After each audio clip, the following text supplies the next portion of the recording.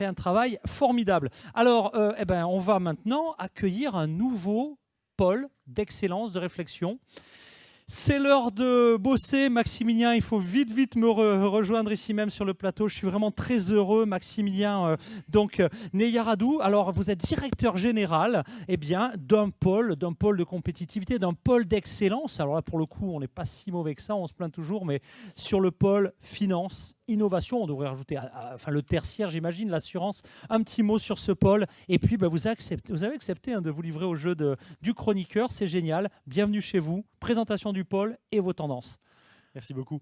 Alors en fait, Finance Innovation, on est un cluster, un pôle de compétitivité comme Cap Digital, comme Micom dont tu as parlé il y a 2 minutes.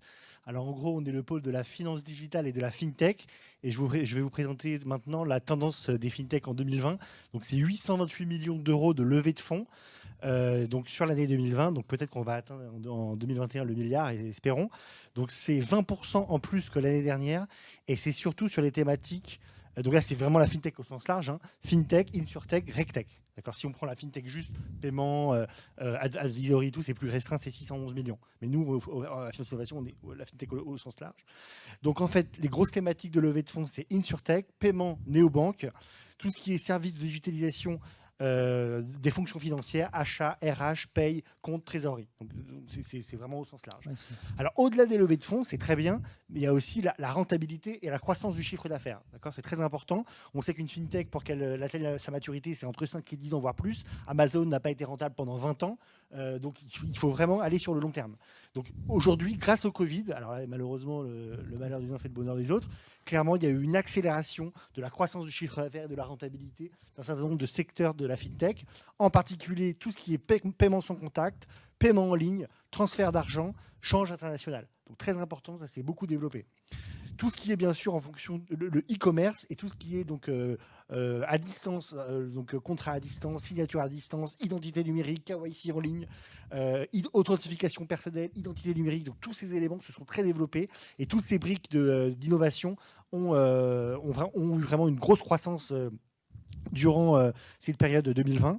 Tout ce qui est aussi fintech comme outil de financement des PME et finance au service de l'économie, d'une économie résiliente. Donc, pas vraiment les fintech en tant que financeurs de l'économie comme le crowd qui a plutôt ralenti à cause de la concurrence du PGE et de l'État, donc évidemment c'était nécessaire, mais plutôt de façon indirecte comme digitalisation des encaissements, des recouvrements, du paiement, d'un meilleur pilotage de la supply chain pour les entreprises, de la trésorerie, du préfinancement du BFR. Enfin, tous ces éléments de la facturage ont eu des énormes croissances, parfois multipliées par 8, multipliées par 10 du chiffre d'affaires.